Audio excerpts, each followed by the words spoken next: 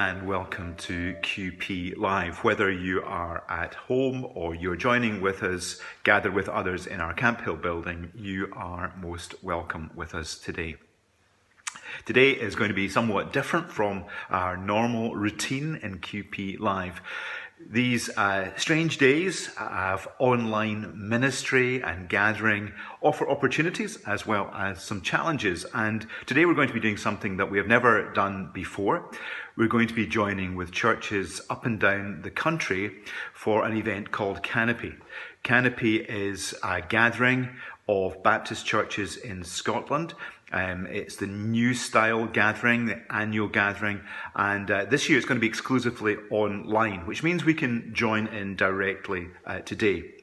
That means that we are joining with a whole number of churches and communities and individuals right across the country to share in some teaching and in some updates from our Baptist family. The keynote speaker this morning is John Mark Comer, and I know that many folks have found his writing and his input to be particularly helpful in recent months, particularly as we've been locked down and thinking about what faith actually really is like and resourcing and nourishing faith in Christ for ourselves.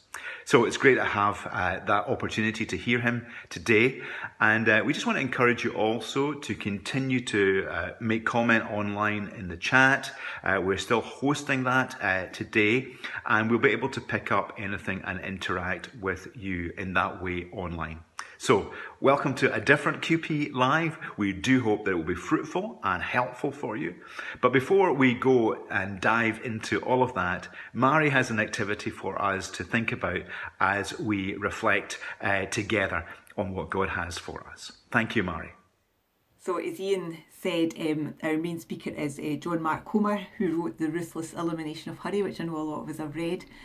So I thought we'd make a discovery bottle to help us slow down and take some time. So this is a very simple thing to make. You need a plastic bottle complete with its lid.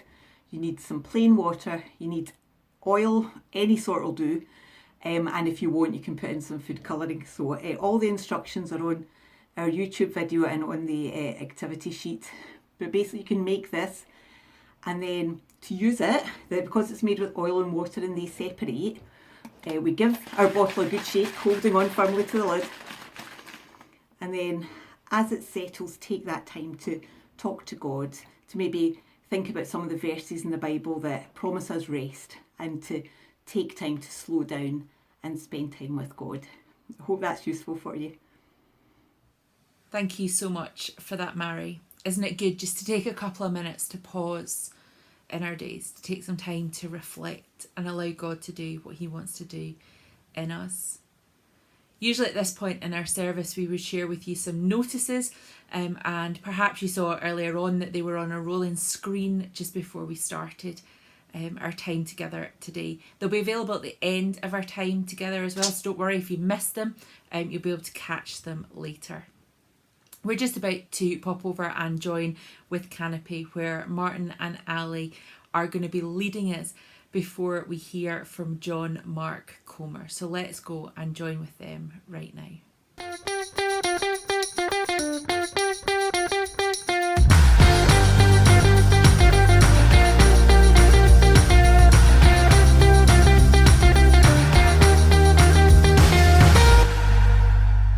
Welcome to Canopy, the online national gathering for Baptist churches in Scotland.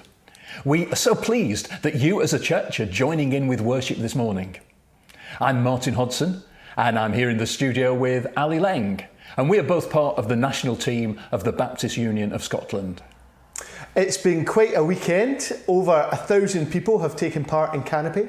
We began on Friday night with a national prayer gathering, and yesterday we asked where God might be leading us as churches. We were guided by some great speakers, and we heard some important stories of God at work in our churches in these very unusual times. We're a network of about 160 churches around the country, and this is the first time we've taken a Sunday to worship and hear God's word together like this. There's been excitement about this all around the country. So we asked a few churches to say hello and let us know that they are glad to be worshipping together today. Hello Canopy, I bring greetings from Peebles Baptist Church in the Scottish borders. How great it is to be together as a reminder that there is one body and one spirit, just as we've been called to one glorious hope for the future.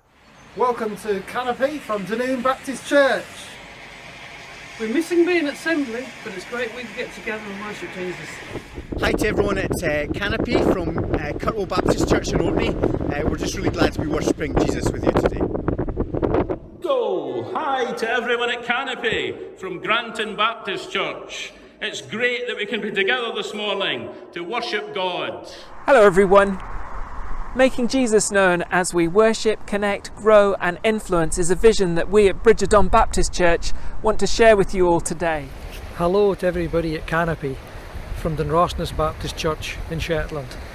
We're really pleased to be taking part and sharing in worship with you and serving Jesus together.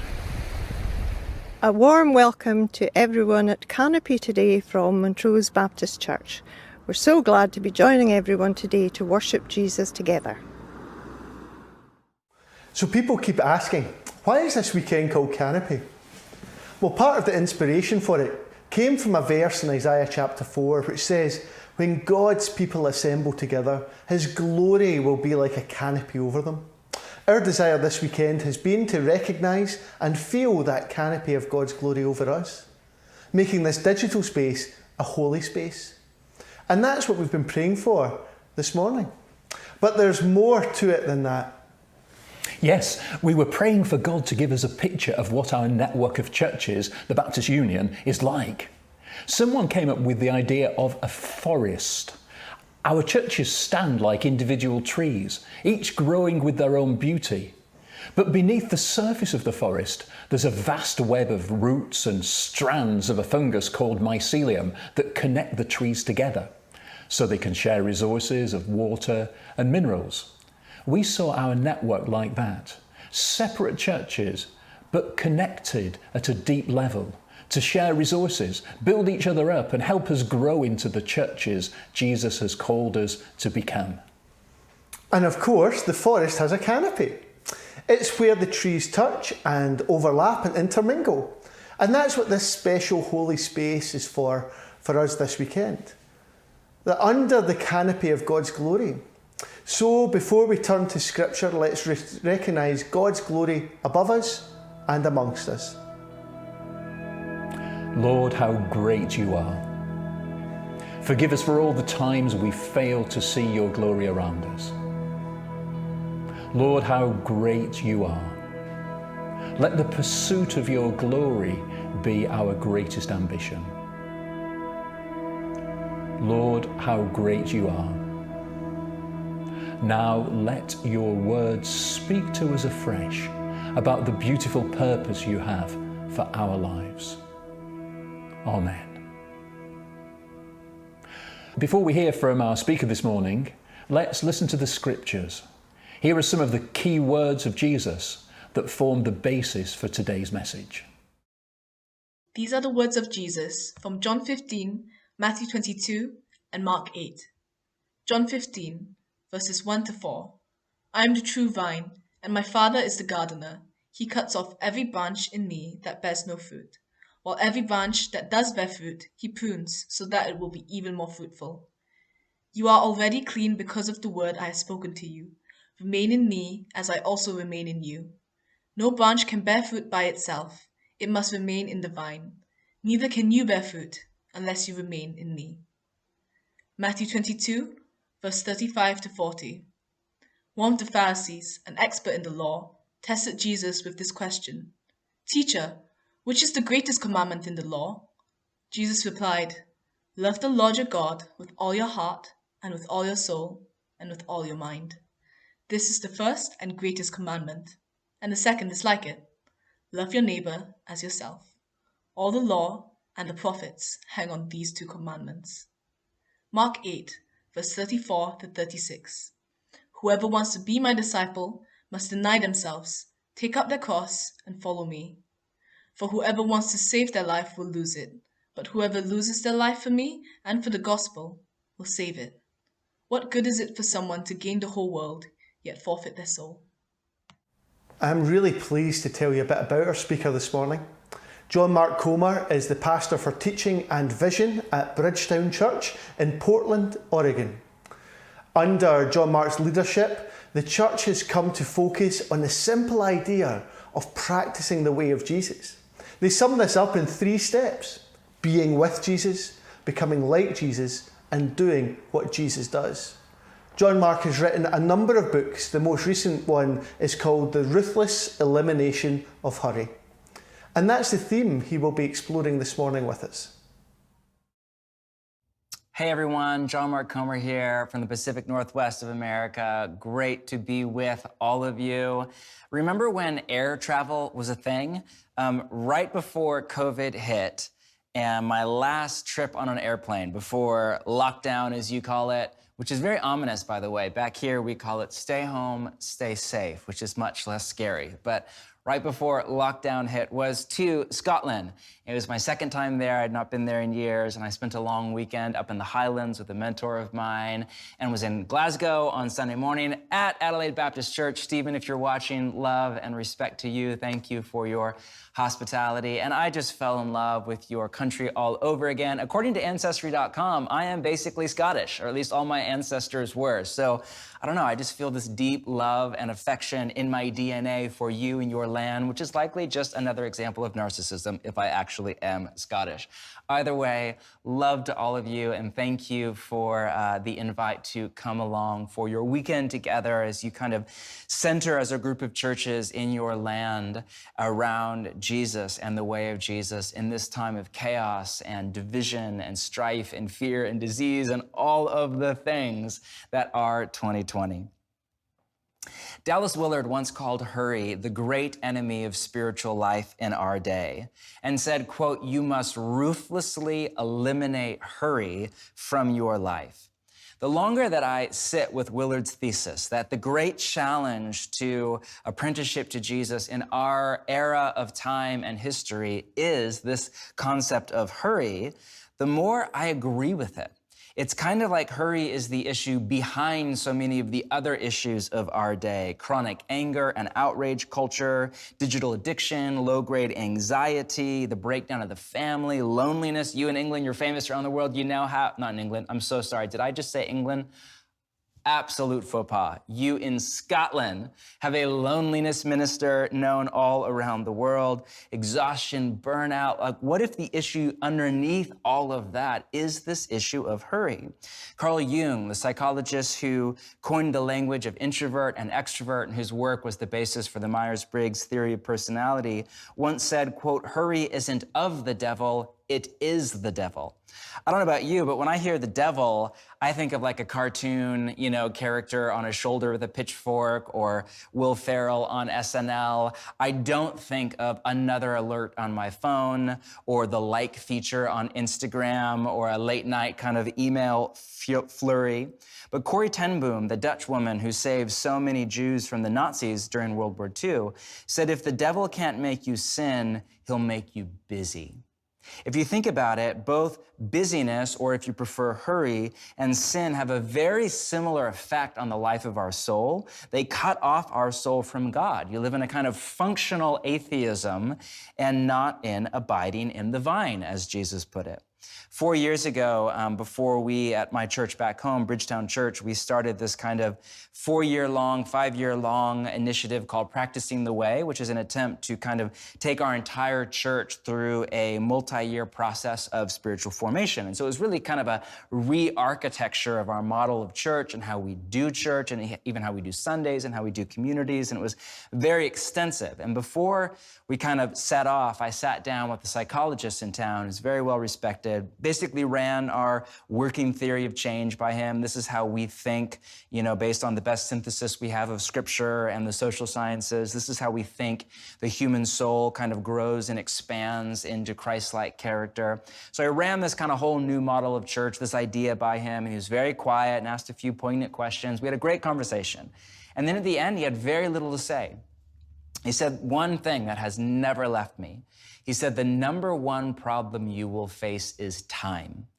People, he said, are just too busy to live emotionally healthy and spiritually rich lives. In his experience as a therapist over decades and decades of just sitting with good, intelligent people who care about the journey of the soul, his conclusion was people are just too busy to actually go on the journey.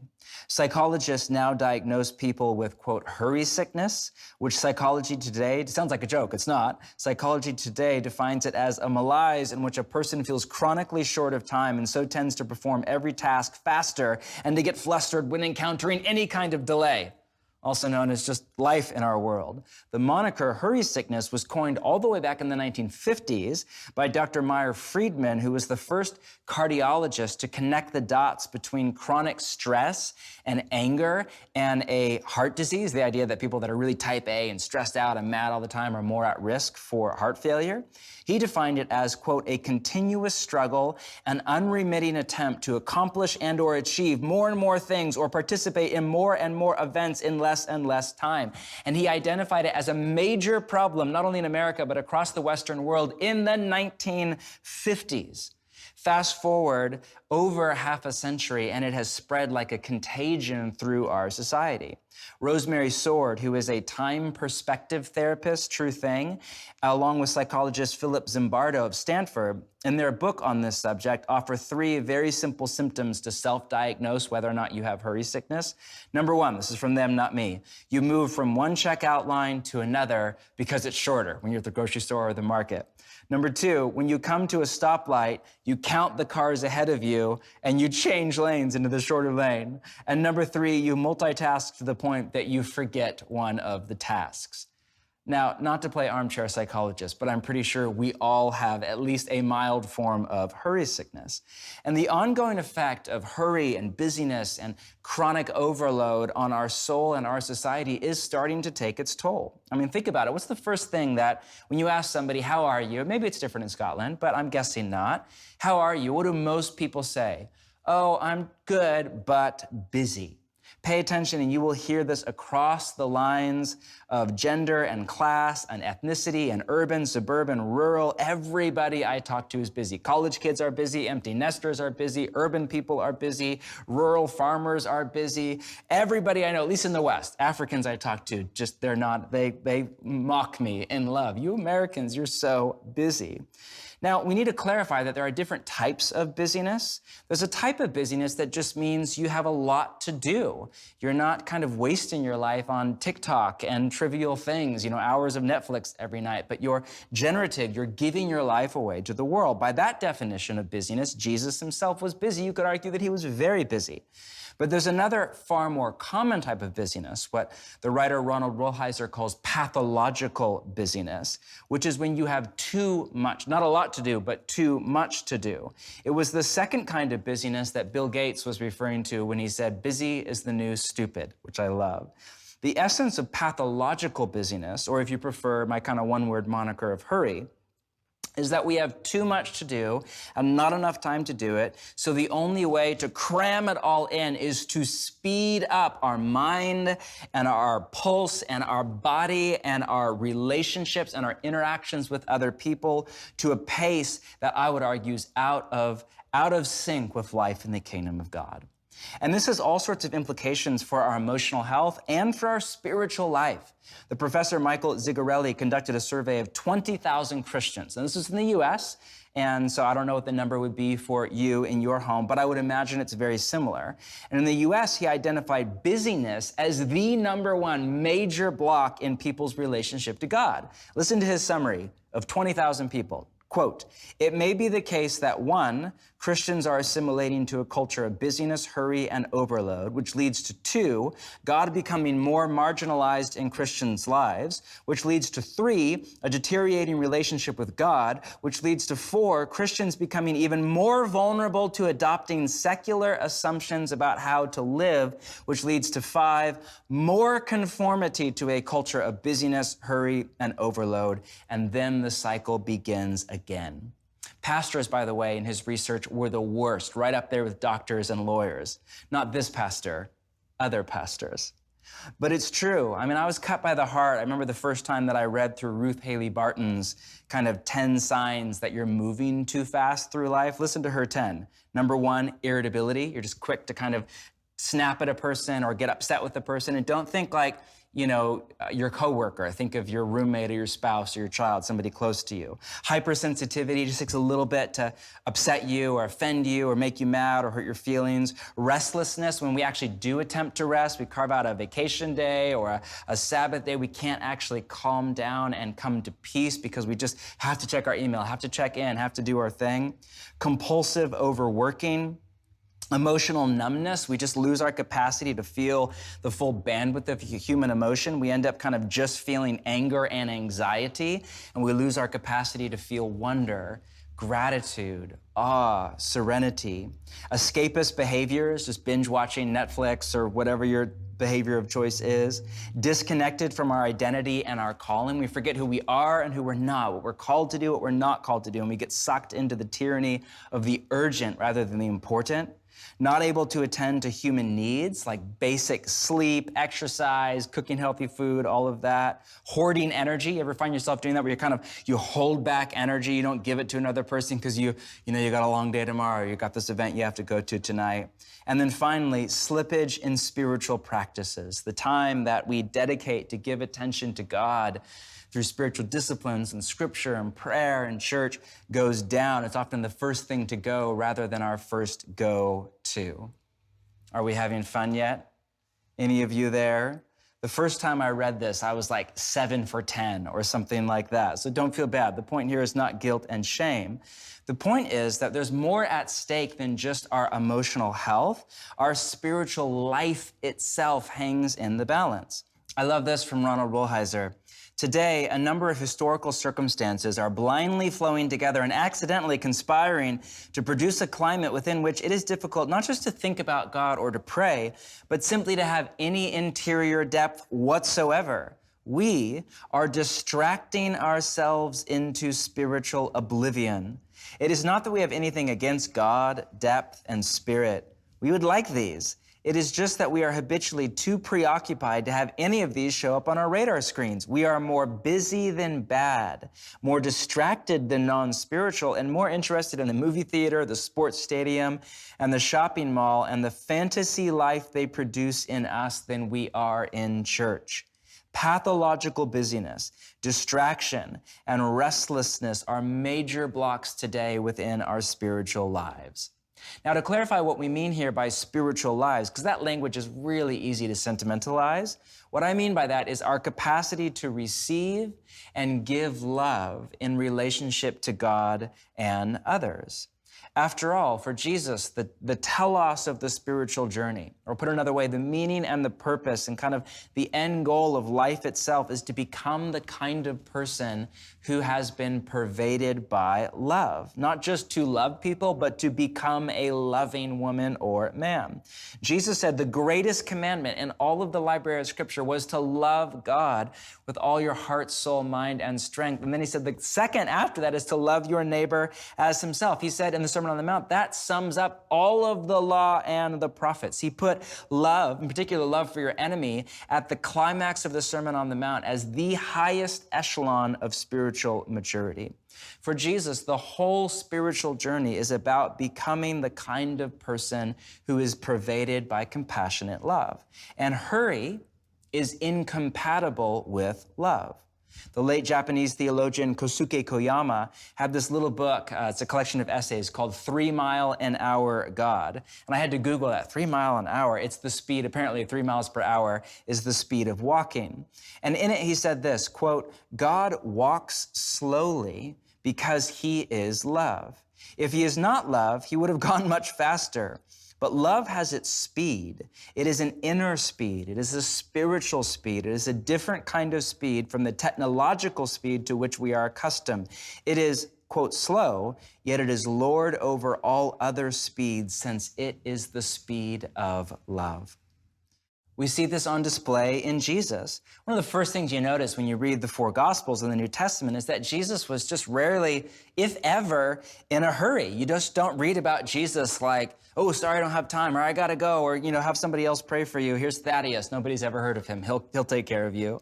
Willard was once asked to describe Jesus in one word. He thought about it for a moment, and then you know what he said? He said, relaxed. Is that how you think about Jesus? I'm not saying that's right. I'm saying that was his perspective. Is that how you think about Jesus, as relaxed? But think about how many stories in the Gospels are interruptions. I don't have a statistical number for you, but a huge chunk of the stories that come to us through the four Gospels are about how Jesus responds to an interruption, how he is present in the moment, never in a hurry, full of wisdom, a prophetic word, power, authority, courage, presence to the person. C.S. Lewis once said something to the effect that how you respond to an interruption is who you really are. That is cut to the heart for me in particular as a parent, when most of my parenting life is how I respond to an interruption. I often respond to an interruption with anxiety at best, if not anger or irritability or a curt word. Jesus was there with compassion, wisdom, presence of attention. The hard truth is, hurry sabotages our capacity both to receive and to give love. First off, to receive love from God. My working theory of how we become more loving is, at its most basic, we let God love us. But it takes time to let God love us into our best selves. As the saying goes, at least back in the 90s, love is spelled T-I-M-E. Very cheesy, I know, but there's so much truth in that. Anybody in a long-term relationship or a marriage knows this. You don't get depth of intimacy, vulnerability, trust, mutual joy without long hours just spent together. It's not efficient. It's not quick. There's no shortcut. To be in an intimate, loving relationship, you have to dedicate a lot of time, unhurried time to each other. Relationships are not efficient, and our relationship with God is not different. The Anglican priest W.F. Adams, who was C.S. Lewis' spiritual director for many years, once called hurry, quote, the death of prayer, and said, to walk with Jesus is to walk with a slow, unhurried pace. It comes as no surprise that a recent New York Times article called Atheism, the Religion of the Busy. But just as importantly, hurry also sabotages our capacity not only to receive love from God, but to give love to others in return. I don't know about you, but all of my worst, or at least most of my worst moments as a husband, as a father, as a pastor, as a friend, as a brother, are when I am in a hurry. A common trope for me is I think of like, I'm the father, I have 3 kids, and I just think of trying to get my family, my kind of laid back wife and my 3 kids out the door anywhere close to a temporal deadline, much less if it's a hard one, like for a plane flight or something like that.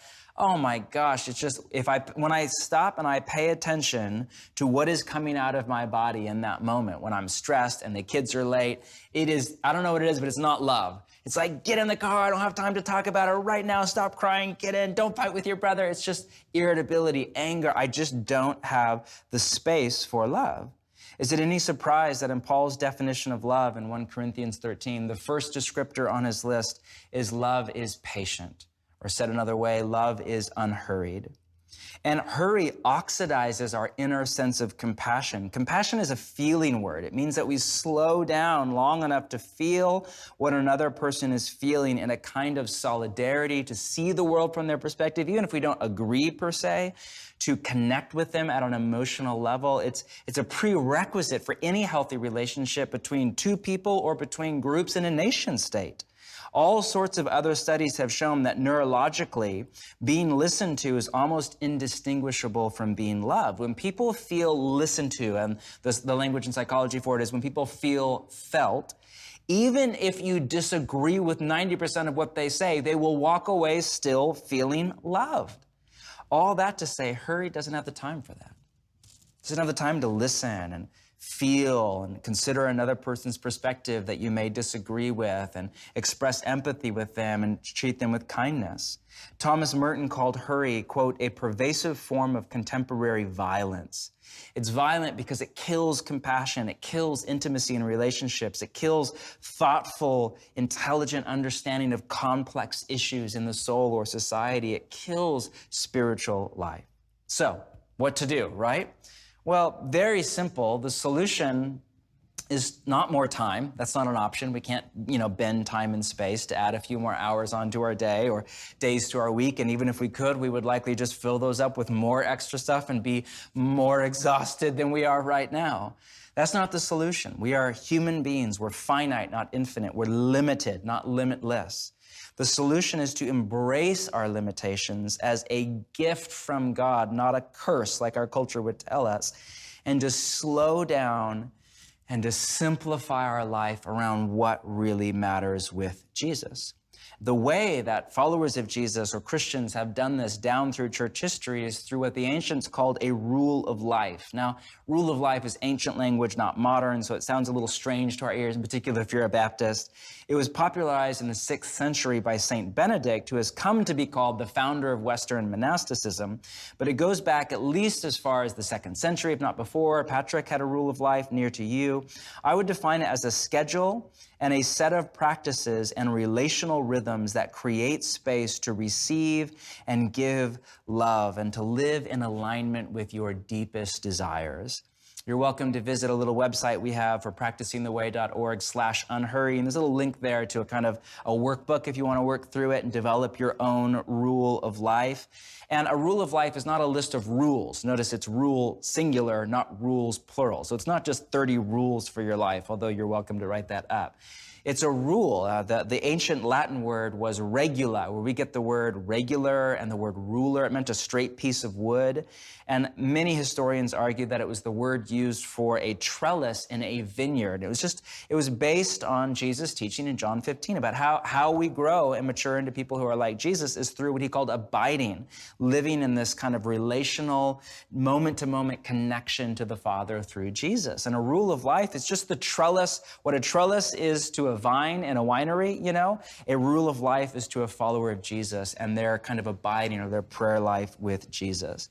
But however you do it, you can literally start what Pete Scazzaro calls a slow down spirituality right now, today, this afternoon, just by looking for little ways to slow down your life, say no, simplify, cut things out, and attune your mind and your nervous system and your body itself to the speed of love. If you're anything like me, that will take years, if not decades, definitely not hours, to kind of rewire your central nervous system to a new default speed. But as you practice, and this really is about practice, a little bit each day as you trip and fall and get sucked back into hurry, I do not every day, all through every day. And as you just stop, breathe, come back to the pace of Jesus, over time, over many years, it will slowly but surely start to transform you into a man or a woman who embodies the loving presence of God in the world.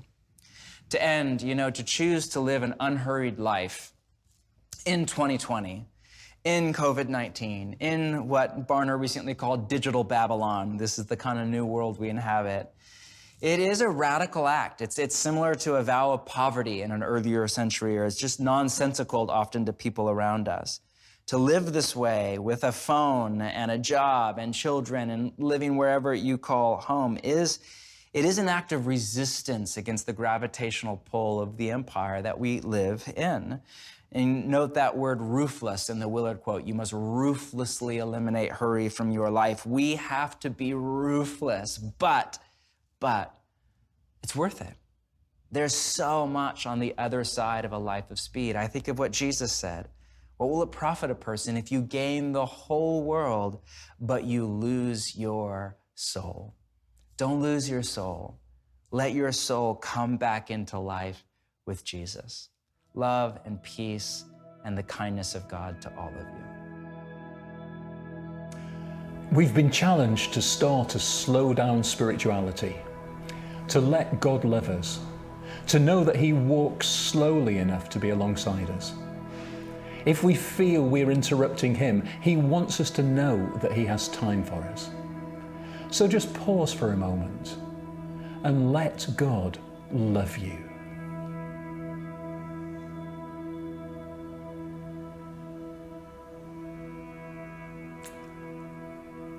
We just heard those words, hurry is incompatible with love. Hurry is the death of prayer. Let's just be honest in our hearts about the way our hurried lives erode our soul. And let's come to God in his mercy and ask him to reset the pace of our living.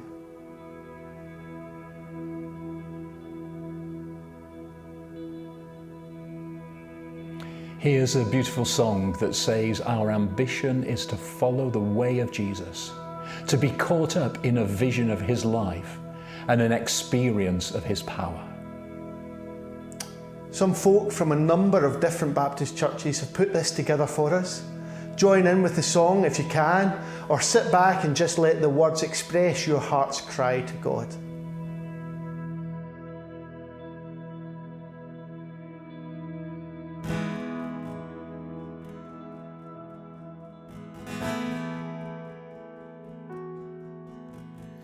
Be thou my vision, O Lord of my heart, not be all else to me, save that thou art.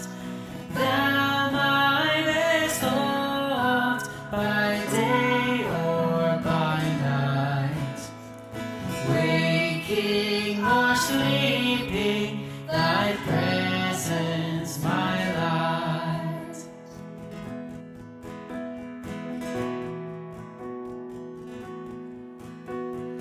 Be thou my wisdom, and thou my true worth. I ever with thee, and thou with me, Lord. Thou my great Father, and I thy true Son. Thou bid me dwelling, and I with thee one.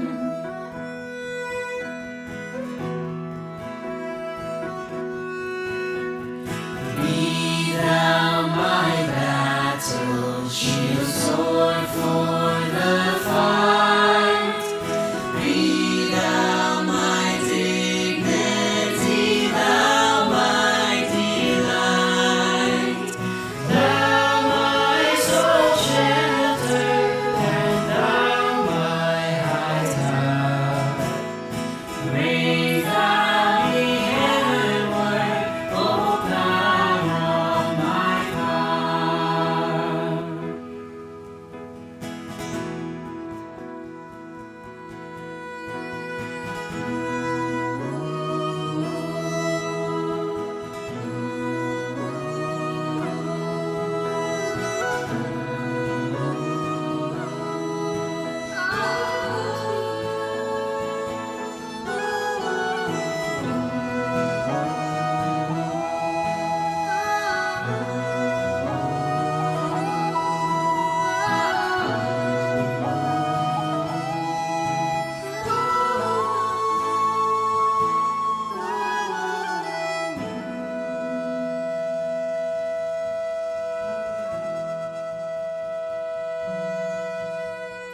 Riches I heed not, nor man's empty praise. Thou mine inheritance now and always.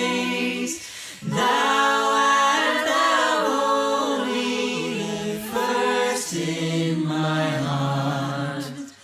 High King of heaven, my treasure thou art.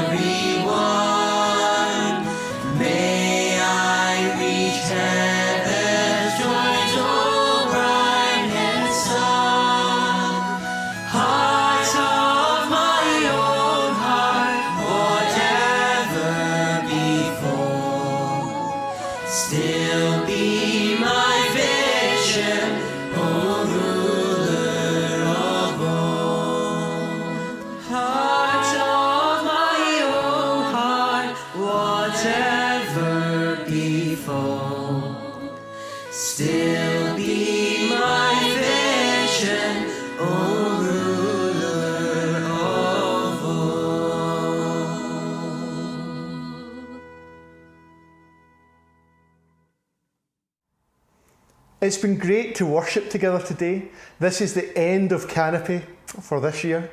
But if you want to catch up on any of the sessions you missed, they'll be on the Baptist Union of Scotland website in the next few days. So, Martin, will you bless us with some words of scripture? Sure. Just as you received Christ Jesus as Lord, continue to live your lives in him, rooted and built up in him, strengthened in the faith as you were taught, and overflowing with thankfulness. Now, to him who is able to do immeasurably more than all we ask or imagine, according to his power that is at work within us, to him be glory in the church and in Christ Jesus throughout all generations, forever and ever. Amen. Amen. Just want to say a huge thank you to everybody from the Baptist Union of Scotland for all the hard work, all the effort, all the creativity that has gone into creating Canopy, and the opportunity for us to gather as churches, Baptist churches from across Scotland, to gather in this way over this weekend. Huge thank you to all the contributors as well, and just for all the prayer and thought and worship that has gone in to making this weekend happen. Just a reminder, as Ali said, if you've missed any of this weekend or if you're wanting to re-watch things, it will be available in the next couple of days on the Scottish Baptist websites at scottishbaptist.com. But actually all the stuff's available as well on their YouTube channel, and that is Baptist Union of Scotland. If you just type that into YouTube, you'll be able to find all the content there. This has been a great opportunity this weekend to pray together as a union of churches, to think and listen to God together as well, to try to discern together as the people of God what he is saying to us in this season. And we'd love to hear from you. We've been picking up some of the things on the chat today as well, and we'll continue to go through and have a look at what has been shared. But also we just encourage you, if you have a word or a picture, a Bible verse, something you feel God is saying to us at this time, why don't you share it with us? You can do that by emailing the office at qpbc.org, and we just love to gather some of that up together. In a moment, we are just going to pray and have a final blessing before we finish our time together. But just before we do that, I just want to remind you that we're going to have our usual coffee chat time straight after the service. So grab a coffee, and in your weekly update email you should have the link for Zoom to come and join us for that. If you're in P4 to 7 or you've got kids in P4 to 7, their group will be meeting as well on Zoom just shortly after the service finishes, and our youth will also be meeting at that time as well. So why don't we take this last couple of minutes just to still ourselves before we go into all the other things of the day and the things of the week ahead. John Mark Comer was reminding us that if we don't take time to slow down, we actually end up so busy that our lives can't be emotionally healthy or spiritually rich. And that is not what I want in my life. And I'm sure it's not what you want in your life either. So let's just take this moment and pray.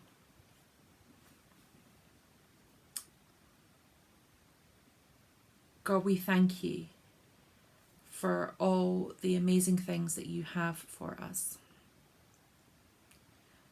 We thank you, God, that you simply desire us to be with you, to be in relationship with you. And so God, we just pray for each one of us right now. Would you help us to see where our lives have simply become busy, where we have lost the ability to live emotionally healthy and spiritually rich lives. And Jesus, as you say in Matthew 11, would you teach us the unforced rhythms of grace? Teach us to walk with you, to work with you, and to rest with you.